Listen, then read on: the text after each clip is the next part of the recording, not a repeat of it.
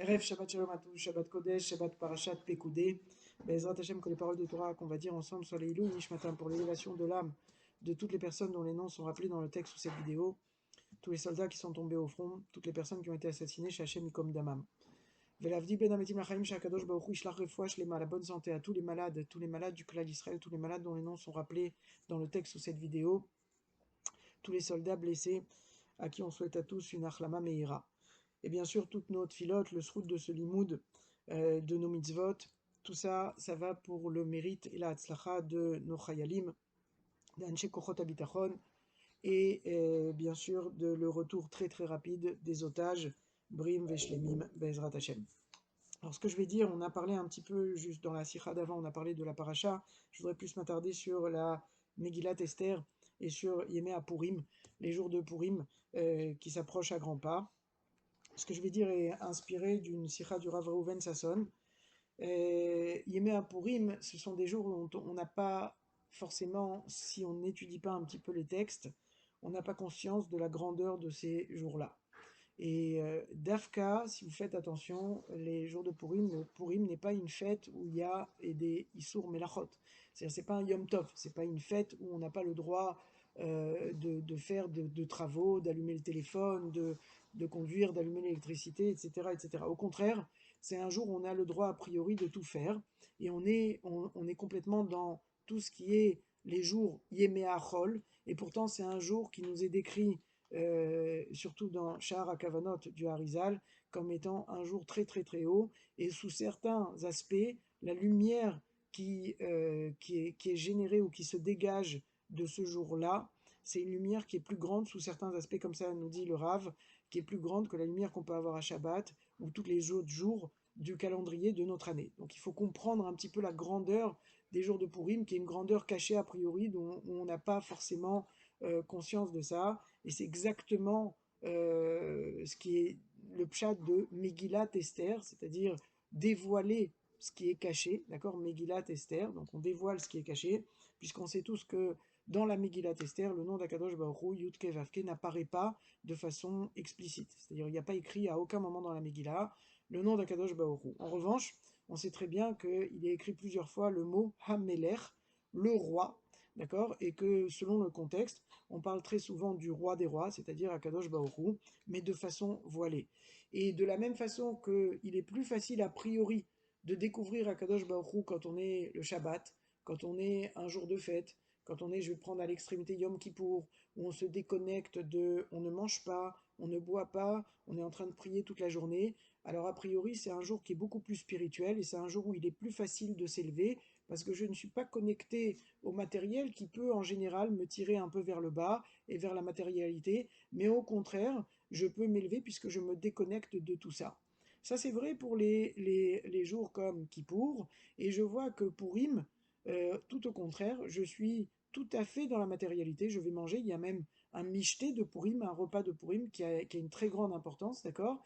Et on est toute la journée, en fait, occupé à faire des mitzvot, d'aller donner de l'argent, matanot laevionim, de l'argent aux pauvres, d'aller faire mishloch manot, ishlereu, d'aller faire des cadeaux pour que tout le monde puisse en fait se réjouir et augmenter donc l'amour des uns entre les autres. Et Chazal vont nous dire que Yom Kippourim, d'accord, eh bien, ça se décompose de Yom Kepourim, c'est-à-dire le Yom Kippour, c'est un jour qui va ressembler à Purim. C'est-à-dire on compare le plus petit au plus grand, c'est-à-dire que à Kippour, on arrive sous certains aspects un petit peu à toucher à la grandeur du jour de Purim, d'accord? Mais pour pouvoir arriver à cette grandeur-là le jour de Kippour, on est obligé de se déconnecter de tout ce qui est matériel, alors que à Purim, au contraire, on est complètement dans le matériel et on arrive à combiner ce matériel-là et justement à l'élever à un niveau très très élevé. Et donc ça, il faut essayer de comprendre ce qui se cache derrière cela. Megillat Esther, donc les galotes est à Esther, de dévoiler ce qui est caché. Alors, je voudrais reprendre un petit peu une parabole que le Rav Abergel, Zichrono Livracha, avait donnée et qui reprend l'histoire de Purim. Vous savez que l'histoire de Purim qui est racontée dans la Megillah, elle se passe elle se passe en fait à la fin de l'exil de Bavel. Galout Bavel, on est dans les 70 ans entre la destruction, on est après la destruction du premier temple et juste avant la reconstruction du deuxième temple. Et bien, à ce moment-là, d'après la prophétie de Irmia, du prophète qui avait prévu qu'après 70 ans, Galout Bavel devait tomber, eh bien, les comptes ont été mal faits par le roi Achashverosh qui voit que la galoute est encore là et que Akadosh Baruch Hu ne s'est pas dévoilé et que le Beth Amikdash n'a pas été reconstruit. Donc il va fêter ça. Et la Megillah, qui elle va s'étaler sur 9 ans, d'accord. Toute cette histoire qu'on va lire, elle va s'étaler sur 9 ans. Eh bien, on va voir que à la troisième année, comme il nous est écrit au tout début de la Megillah, il nous a écrit le troisième passouk de la Megillah, nous dit Bishnat Shalosh Limolcho Asam Mishte Lechol Sarav Vadav, donc le troisième année de son règne, le roi Achashverosh il a fait un Mishte, puisqu'il il a vu que la prophétie ne s'était pas dévoilée. Et bien à ce moment-là, il a convié tout le monde à venir prendre part à ce Mishte. Et donc, on parle de. Le roi était pour des raisons que le Midrash va nous donner, le roi était à Suse, il a siégé à Suse, qui n'était pas la capitale à l'époque, d'accord. Mais il se trouve que Suse, comme par hasard, et il n'y a pas de hasard, c'était l'endroit où il y avait la plus grande densité de juifs, et c'est là-bas où siégeait en fait Mordechai Yehoudi, qui était la tête du tribunal rabbinique, d'accord, du Sanhédrin, donc l'autorité suprême. Tout le monde est invité à se micheter, et le roi Achashverosh de dire à tous les responsables des communautés juives, ne vous inquiétez pas, tout sera fait selon les règles de la cacheroute, etc., etc. Et donc tous les responsables de communauté vont demander à Mordechai, est-ce qu'on peut aller à ce micheté?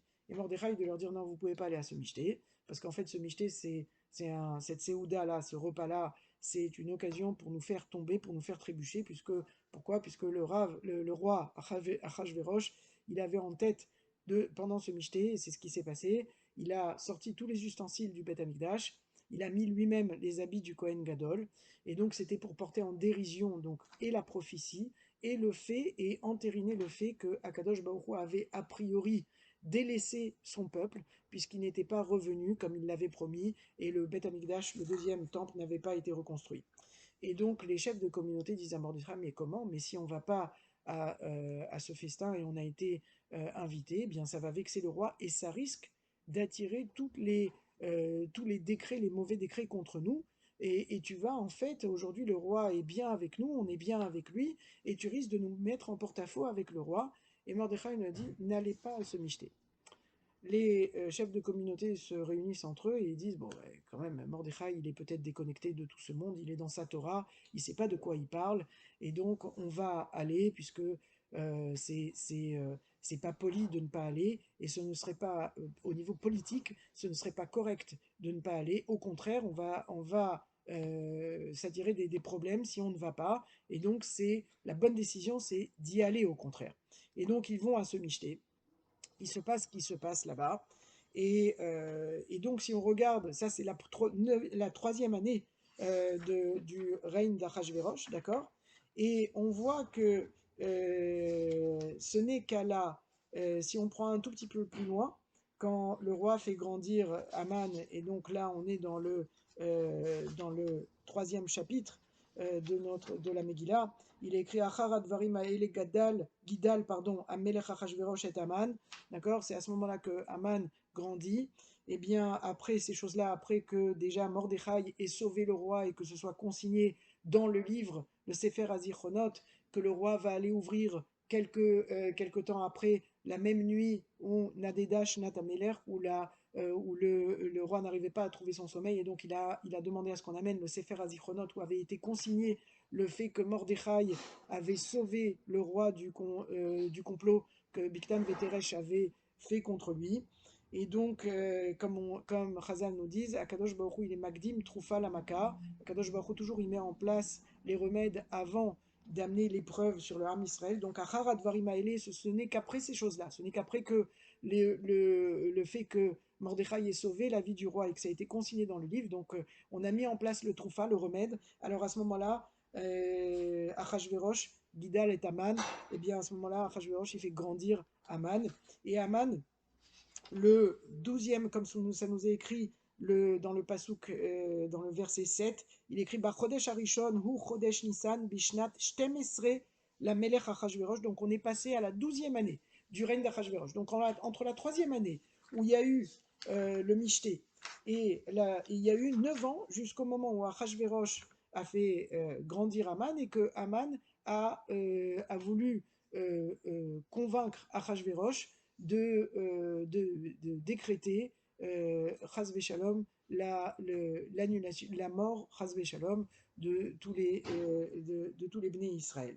Et donc on a pendant ces 9 ans-là, Chazal nous dit, et le Rav Aberger nous dit, bon, tout le monde a dit, chaque année qui est passée, il dit à Mordechai, tu vas voir, heureusement qu'on ne t'a pas écouté, regarde comment tout se passe bien et on est bien avec le roi, etc. etc. Et le commun des mortels ne voit pas du tout où est le mal, où a été le mal en étant allé, en étant participé à ce michté. Au contraire, on a bien fait d'y aller. Mordechai, lui, il savait que c'était un problème, et non seulement que c'était un problème, mais plus que ça. Et donc on connaît l'histoire, et on connaît qu'à ce moment-là, Aman, il pile et tapour. À ce moment-là, Aman, il a jeté les dés pour voir quelle était la meilleure période pour justement porter atteinte, Chasvé Shalom, au Ham Israël. Et donc, à ce moment-là, il arrive à convaincre Achashverosh, qui lui était mort de peur, puisqu'il connaissait son histoire, et il sait que toute personne qui a voulu intenter au peuple d'Israël, et a porté atteinte au peuple d'Israël, eh bien, il s'est retrouvé au bout du compte avec, il a été puni par Akadosh Baruch Hu. Mais Aman arrive à le convaincre en lui disant quoi? En lui disant Yeshno Am Echad Mefuzar ou Meforad, que ce peuple-là, eh bien, comme disent Chazal, que leur Dieu les a laissés, ou Yashan, Elokehem Shelahem Yashan, que leur Dieu Yashan, il dort, ou une autre interprétation, que Em Yoshnim Mina Mitzvot, qu'eux, ils se sont endormis des mitzvot, c'est-à-dire les mitzvot, c'est le lien avec Akadosh Baruch Hu, c'est-à-dire que ce lien entre Am Israël et Akadosh Baruch Hu, eh bien, ce lien, il n'est plus aussi vivant, il est complètement anesthésié, puisqu'il n'y a pas eu de Beth Amikdash, et donc, tu vois que les Bnei Israël, ils sont laissés, Amechad, Mefuzar, Umforad, ils sont dispersés complètement, il n'y a plus rien a priori qui les réunit. Et c'est ça qui arrive à convaincre le roi de laisser Aman mettre en place et mettre à exécution les décrets. Maintenant, quand on regarde le Midrash est très joli là-dessus. On dit que quand le décret a été entériné, il y a marqué à ce moment-là que je prends le Midrash pour ceux qui veulent aller revoir, c'est Midrash Rabbah sur Esther, c'est Pezaïn et c'est le Midrash Yud Dalet. Et il est marqué là-bas au milieu de ce Midrash, il est marqué Beota Sha'a Ratz Eliyahu Zachor Letov Bebaala Etzel Avot Haolam Ve'etzel Moshe Ben Amram. Quand le décret a été effectivement entériné, à ce moment-là, il y a eu un avis dans les mondes supérieurs, il a été voir les Havot, Avraham, Yitzhak et Yaakov, il a été voir Moshe. Il a été d'abord voir les Havot, il leur a dit Vamar lahem, Admatai Avot, Aolam, Redumim, Beshana, Vei atem mashgichim al tzara, Shebenechem, Shruyim, ba. Vous voyez pas, réveillez-vous, les patriarches, il faut vous réveiller, vous regardez la tzara, la situation très très mauvaise dans laquelle sont vos enfants à ce moment-là. Tout le monde dans les mondes supérieurs sont en train de pleurer, etc. Et vous, vous ne faites rien. Et vous, vous ne faites rien. Amroulo mipnema. Et donc, à ce moment-là, Avraham, Yitzhak et Yaakov, il dit, mais pourquoi ce décret a été décrété contre les Bnei Israël? Amar lahem, donc il y a un avis de leur répondre, mipne sheneenu Israël miseudato shel Achashverosh. Parce qu'ils ont profité de cette Séouda d'Achashverosh 9 ans auparavant. Cette même Séouda que Mordechai leur avait dit n'allez pas, ils ont été. Et comme nous dit Srazal, c'est donc cette Séouda où Achashverosh il a sorti les habits du Kohen Gadol, il a utilisé les ustensiles du Beth Amikdash, et les Bnei Israël ils ont été là-bas, ils ont bu, ils se sont amusés, et ils ont porté en dérision malheureusement le Beth Amikdash, et donc ce qui symbolise la relation entre Akadosh Baruch Hu et nous. Et à ce moment-là, les patriarches, ils ont dit, si c'est ça, ce qui s'est passé, donc Eliyahu Hanavi leur explique que c'est à cause de ça, comme ils ont été à cette séouda-là, à ce repas-là, que le décret a été décrété. Amroulo Avram, Yitzhak ve Yaakov, imem avru al dat akadosh baruchu, venertam gzeratam, ma anachnu yicholim laasot. S'ils ont transgressé les paroles d'Akadosh Baruch par l'intermédiaire des rabbanim de l'époque, c'est-à-dire de Mordechai, qui leur a dit de ne pas aller, et qu'ils ont été, non seulement ils ont été, mais ils étaient sûrs que Mordechai il est complètement déconnecté de tout ce qui se passe dans ce monde-ci, donc ils ont dit qu'est-ce qu'on peut faire nous. À ce moment-là, Chazar Eliyahu ve'amar lo le Moshe, à ce moment-là, Eliyahu il a été voir Moshe Rabbeinu. Il leur a dit Eroe Neeman, Kama Pa'amim Amadta la Peretz le Israël ou Bitalta Xeratam le Bilti Ashrit.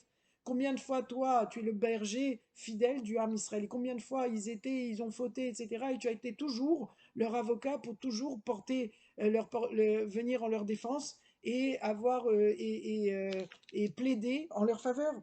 Chez Nehemar Loulé Moshe, donc il ramène le Midrash nous ramène des psukim. Et alors à ce moment-là, Moshe leur dit à Marlo, et regardez la référence de Moshe. Moshe leur dit à Eliyahu Hanavi, à Marlo Moshe, Klum yesh adam kasher beoto ador. Est-ce qu'il y a un homme kasher dans cette génération-là? À Marlo, Eliyahu Hanavi le dit, oui, yesh, Shmo Mordechai. Il y en a un, il s'appelle Mordechai. À Marlo, à ce moment-là, Eliyahu Hanavi, il dit Moshe, il dit à Eliyahu Hanavi, Lech veodio kedesh yamod hu misham betfila vani mikan. Lech va demander à Mordechai de prier et dis-lui que moi, mon cher Rabbeinu, je vais prier dans les mondes supérieurs et lui il doit prier dans les mondes inférieurs. On évakesh rachamim, mais on va demander ensemble la miséricorde d'Akadosh Baruch Hu pour eux, Alehem, l'ifne Akadosh Baruch Hu. Et à ce moment-là, Eliyahu Hanavi leur dit, il dit à Moshe Rabbeinu, Amar le roi Neheman, toi qui es le berger fidèle, Gvar nirtevai geret kliaya à l'Israël.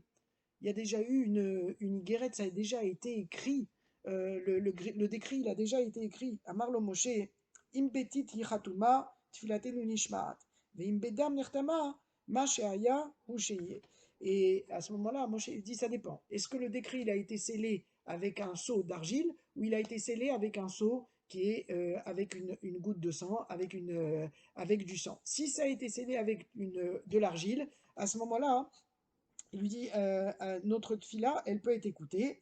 Et alors, et à ce moment-là, Eliyahu Hanavi lui dit Amarlo betit hi khatuma, le décret il a été scellé qu'avec de l'argile. D'où on le sait, Chazal nous disent dans un autre midrash que j'ai lu, Chazal nous disent que c'est ce qui est écrit dans, pour ceux qui veulent aller voir, c'est très joli, il est écrit dans Esther, donc dans le Pérec Gimel, le troisième Pérec de Esther, le 9e pasouk, 9e verset, il est écrit Imala Melertov, Ikatev Lea Bedam, Veaseret Alafim Kikar Kesef Eshkol, Aliede Osea Melacha. Et donc, Aman qui vient dire à Achashverosh, et si ça plaît, ce que je viens de dire, donc de décréter le décret contre les Bnei Israël, Imala Melertov, Ikatev Lea Bedam, que ce soit écrit et consigné, Lea Bedam, donc qui veut dire porter atteinte et porter, on va dire, fin au Bnei Israël, Chaz Veshalom. Comment on écrit les Abedam? Lamed Aleph, Bet, Dalet, Mem, d'accord? Et quand on décompose ce mot donc en deux mots, Lamed Aleph d'un côté et Bet, Dalet, Dalet, Mem de l'autre côté, on lit Imalem Amelertov Ikatev, Lo, Bedam. Ça va être écrit et pas avec du sang, c'est-à-dire ça ne va pas être scellé avec du sang. Donc c'est de là d'où on sait que ça a été scellé avec de l'argile. Et donc tout est écrit de façon bien sûr voilée dans la Megillah, et c'est écrit à ce moment-là, et donc Eliyahu Hanavi, il a dit, il a été dire à Mordechai, et c'est sur ça qu'il est écrit au Mordechai Yada, juste après au début du Perek Dalet, du chapitre 4 de la Megillah, où Mordechai Yada et Kol Asher Naasa. Et Mordechai, il a su tout ce qui avait été dit, sous-entendu, le Midrash vient nous dire tout ce qui a été dit, ce dialogue qu'il y a eu entre Eliyahu Hanavi et Moshe Rabbeinu. Maintenant, ce qu'il faut comprendre en bataille, je voudrais finir par ça, c'est pourquoi Moshe Rabbeinu, ça ne suffisait pas qu'il prie d'en haut. Pourquoi il a été dire à Eliyahu Hanavi, est-ce qu'il y a un homme caché en bas qui peut prier aussi? Et Eliyahu Hanavi de lui répondre, de lui dire, oui, il y a Mordechai. Alors il lui dit, alors dis à Mordechai que lui va prier d'en bas et moi je vais prier d'en haut. Et ensemble, on va demander Nevakesh Rachamim à la Dor. On va demander la miséricorde sur toute la génération. Chazal nous dit quelque chose de très très beau et c'est avec ça qu'on finit la Megillah. Qu'est-ce qui caractérise Mordechai à Tzadik, et pourquoi Mordechai, c'est lui qui a été capable de réunir tout le Ham Israël ensemble. Et le Nes de Purim, c'est que le Ham Israël, à ce moment-là, il a eu foi en Mordechai. D'accord. Et regardez la dernière phrase qui est écrite ici. Il est écrit dans le dernier passouk de la Megillah, qui Mordechai a Yehudi, Mishne la Melech Achashverosh, Vegadol la Yehudim, Veratsu ilarov, lerov echav, Doresh Tov leamo. Il est écrit, il est Doresh Tov leamo. C'est-à-dire qu'il est Doresh Tov leamo, ça veut dire quoi? Qu'il demande toujours le bien dans son peuple, si je viens à traduire mot à mot. Ce que Chazal nous dit, ça veut dire quoi? L'hydroche. L'hydroche, c'est pas dans le sens uniquement de demander, c'est dans le sens aussi de l'arcor, d'essayer de rechercher le bon dans chaque juif. C'est-à-dire que tu vas pouvoir voir de l'aspect extérieur, tu vas voir effectivement ils ont fauté. Effectivement, ils ont été à se micheter. Effectivement, Mordechai leur avait dit de ne pas aller, ils ont fauté. Mais Mordechai, il est capable de voir le bon dans chacun de Ben Israël. Il est capable de voir le bon, et c'est pour ça que Moshe Rabbeinu il a dit, j'ai besoin d'une connexion en bas qui est capable, lui, de voir le bon. Parce que moi, à mon niveau, je ne peux pas comprendre cette génération-là sans qu'il y ait des tzadikim dans cette génération qui peuvent être aussi Dorshim Tov, les hameaux, qui peuvent être eux-mêmes en train de demander le bon et de rechercher le bon dans chaque juif. Ne pas rechercher uniquement dans l'aspect extérieur. C'est pas ça qui est important. Il faut dévoiler le jour de Purim, il faut dévoiler le côté intérieur, la pnimiout. Parce que dans la pnimiout de chacun de nous, dans l'aspect intérieur de chacun de nous, on est tous bons. Et ça, il n'y a que le tzaddik qui peut voir le bon et qui peut faire, il ne fait pas état de ce qu'il y a au niveau extérieur, il va voir à l'intérieur. Et c'est peut-être, d'après moi, une des raisons pour laquelle à Purim, on va se déguiser pour montrer justement que ces déguisements, c'est uniquement un kissouille, c'est uniquement une apparence. Et c'est pas ça qui est important, il faut aller chercher parce qu'en hébreu, le déguisement, c'est la tarposet et c'est la même racine que les chapes.